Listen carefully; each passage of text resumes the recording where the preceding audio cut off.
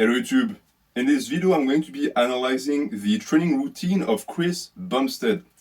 I've been talking a lot of crap about pro bodybuilders and I've said in the past that they don't know how to train.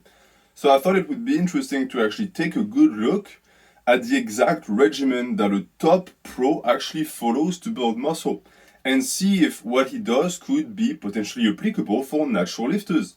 And we're lucky because Chris Bumstead actually has a full series on his channel about his exact split.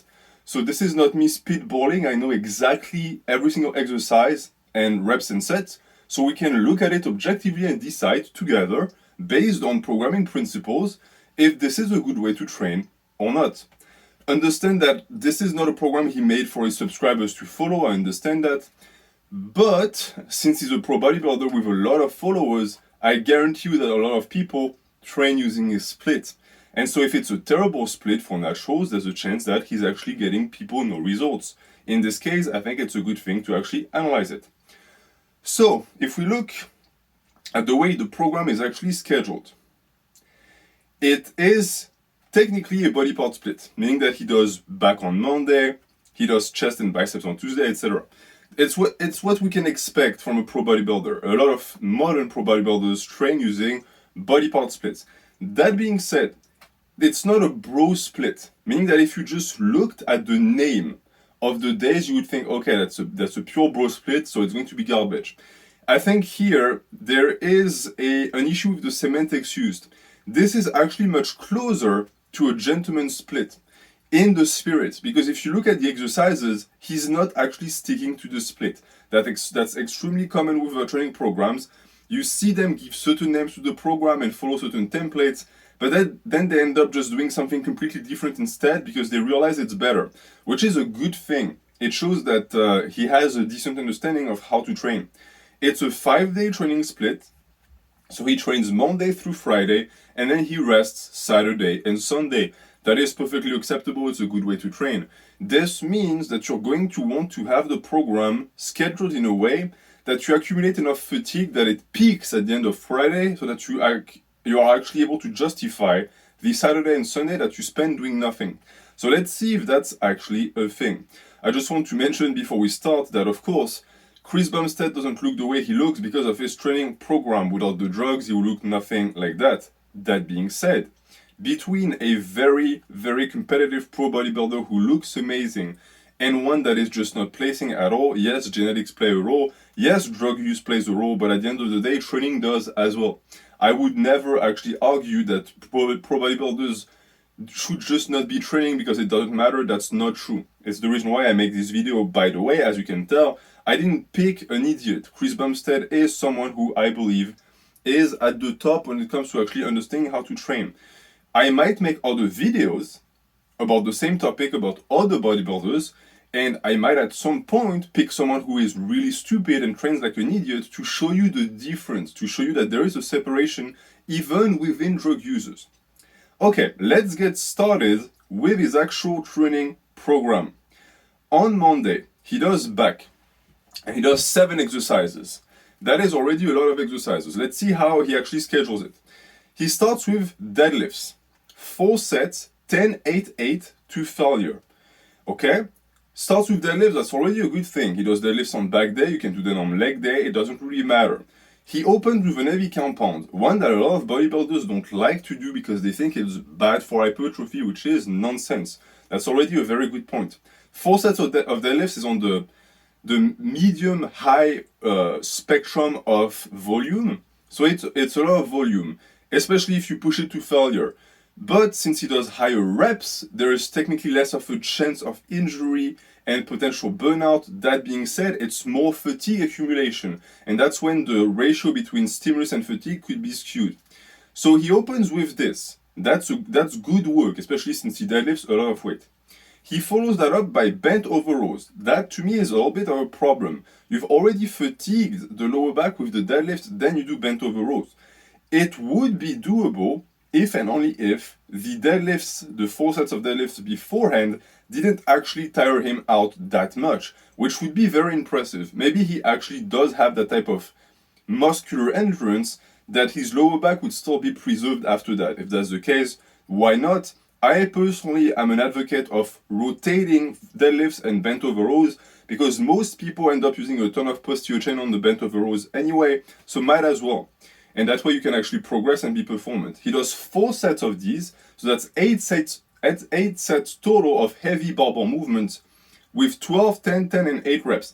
So you see that he technically does static reps, even though it does also really look like evolving rep ranges. I do think that he does it case by case. I don't think he sticks to it if he can squeeze an extra few reps. Maybe I'm wrong. Follows that up by wide grip lat pull downs or wide grip assisted pull-ups. Why would Chris Bumstead need to do assisted pull-ups? He's Mr. Olympia. He should be able to do normal pull-ups.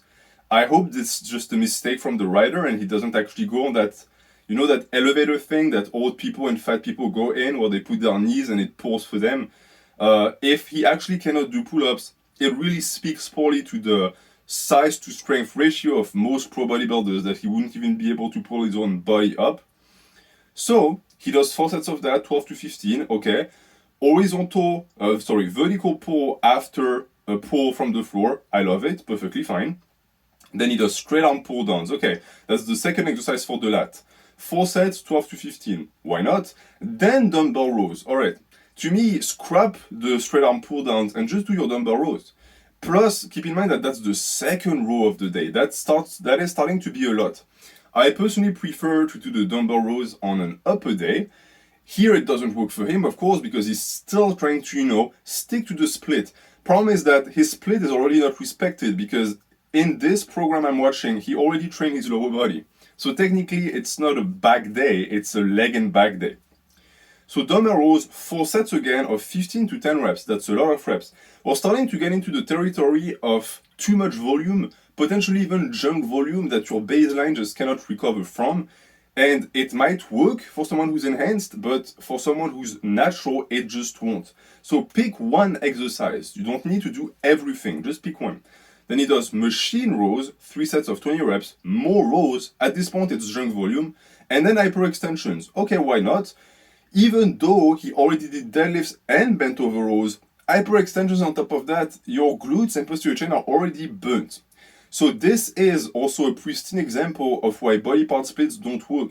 You end up having to justify even going to the gym in the first place, so you smash the same muscle groups again and again, way past the point of recovery, and there is, again, no point. If you're natural, maybe it works for him. So if someone were to be actually natural, I would tell them, hey, just do deadlifts, rotate with bent over rows 1 week out of 2, then do your heavy pull-ups, weighted if you can, then do rows. And then you can superset smaller muscle groups on top of these. That, of course, would completely shatter the bro split. It would become a gentleman split, which is objectively better. Okay, so his back day is not terrible, but we see that it's nothing special. Tuesday, chest and biceps. 9 different exercises for muscle groups that are smaller than the back. This is already an interesting detail. He starts with incline dumbbell bench press, 5 sets of 15 to 10. Okay, nothing to say here. You start with a heavy horizontal press. Okay. Then Smith machine bench press. Okay, a back off horizontal press technically that complements the first one because the incline is an hybrid between vertical and horizontal. Okay, excellent. A lot of people love the Smith machine bench. I'm not opposed to the Smith machine if you know how to use it. All right. Then incline dumbbell fly. Third exercise for the chest. We are reaching the max. We're reaching like the amount of work where your chest is worked now. You're good. You can go home. He continues with cable flies, then push-ups. That's too much. Again, too many exercises for the same muscle groups. That's the prime of bro splits. You also see that he does 4 sets and tons of reps for all of these movements. 6 barbell curls. All right. Chest and biceps. First bicep exercise comes in the 6th line of the training. And he does 3 sets of 15 reps. Not a fan of that rep range. Why have fixated rep ranges for the biceps? Well, I know why. It's because pro bodybuilders tend to and not just pro bodybuilders, by the way, almost everyone, tend to train muscles like the biceps in smaller rep ranges because they go for the pump. The bicep also needs to be stimulated with intensity if you want it to grow.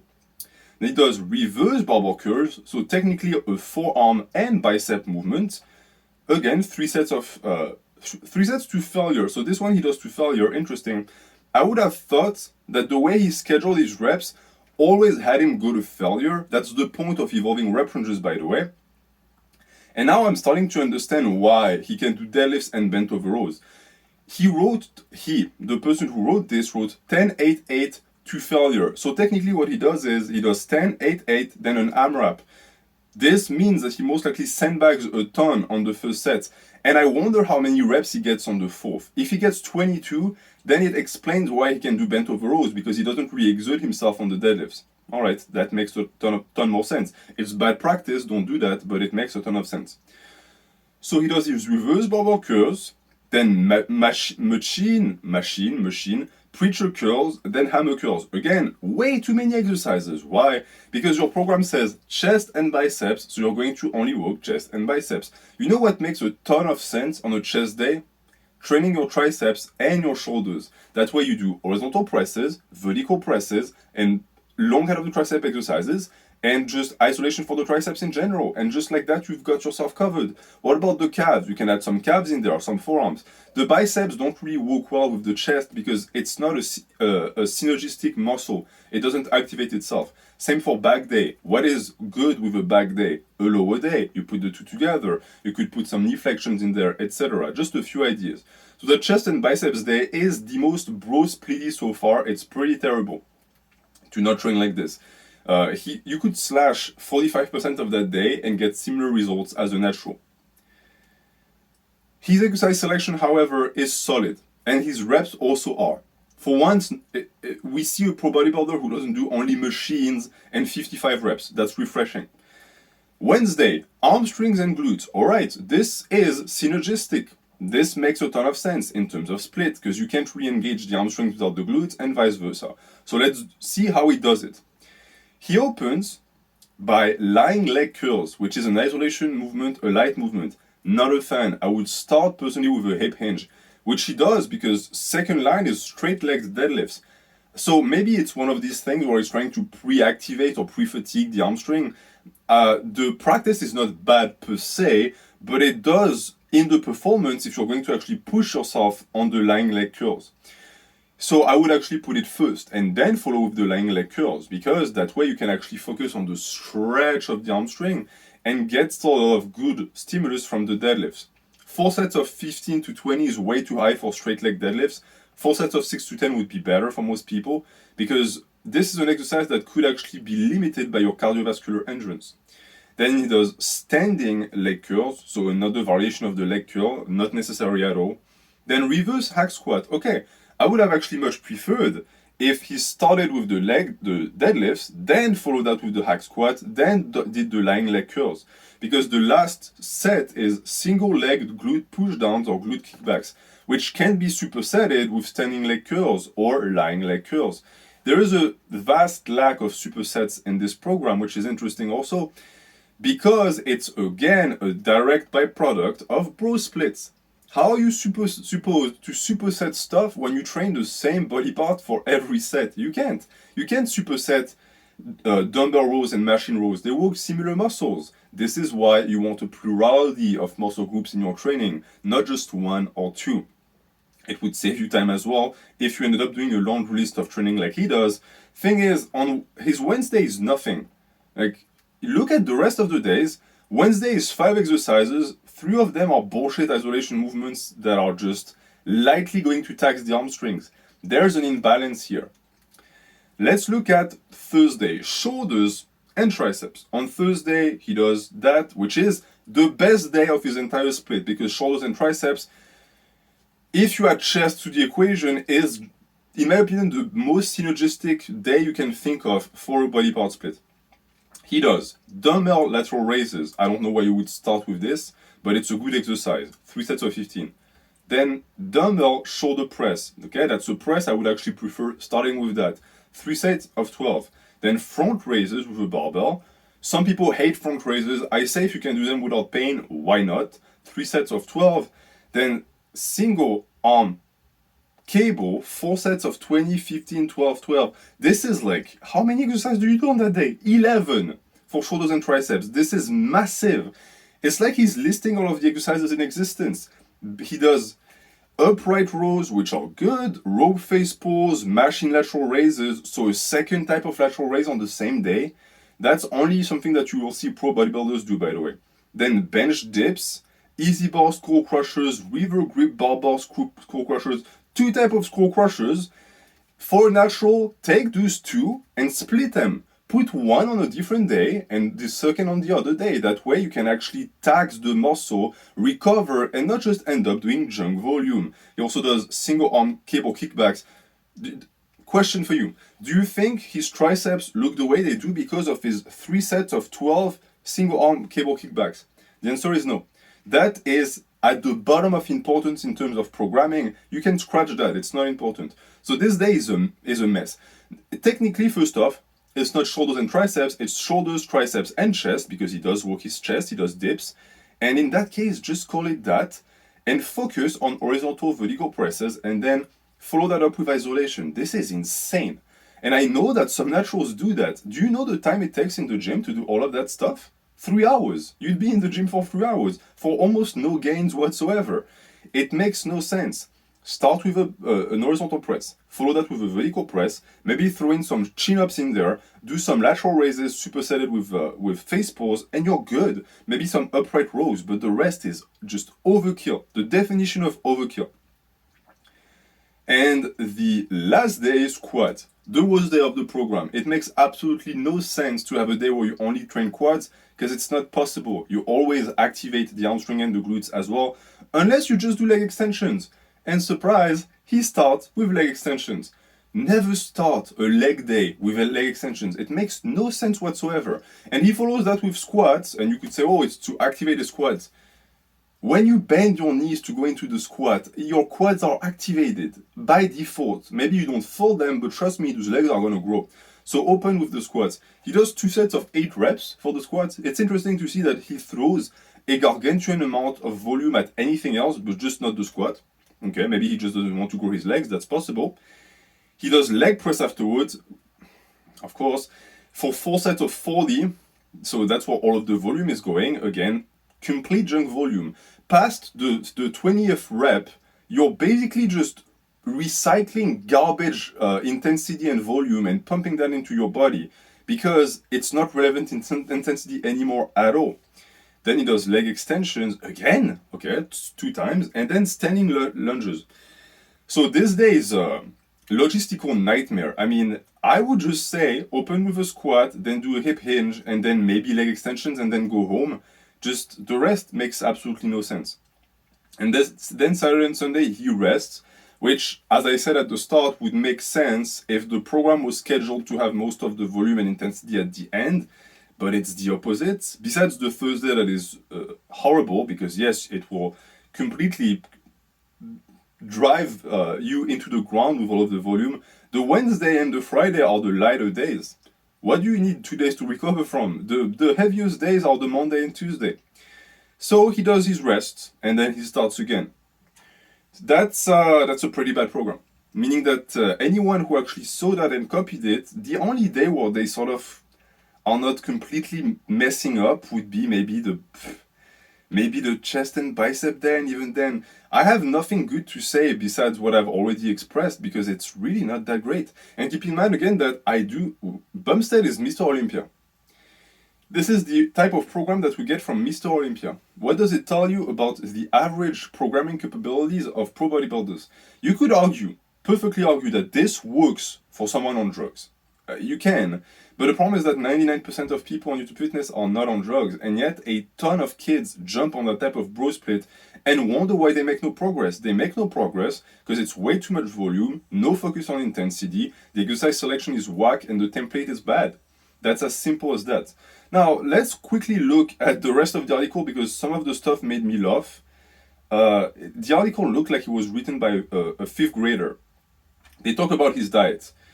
He eats apparently 7,000 calories each day.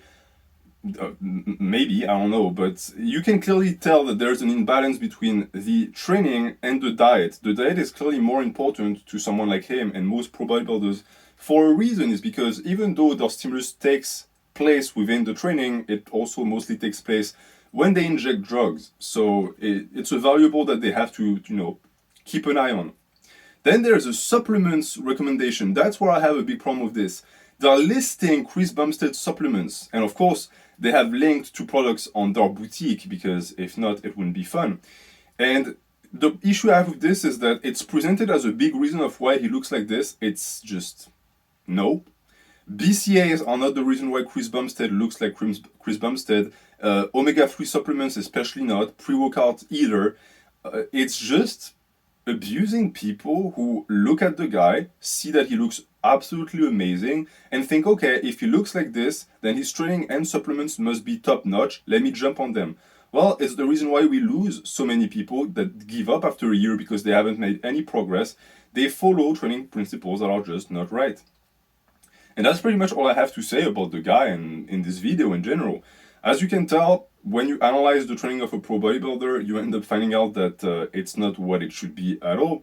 And here, the problem that is quite obvious is that the template by itself poisoned the ability to actually intelligently program, and on top of that, there's too much stuff.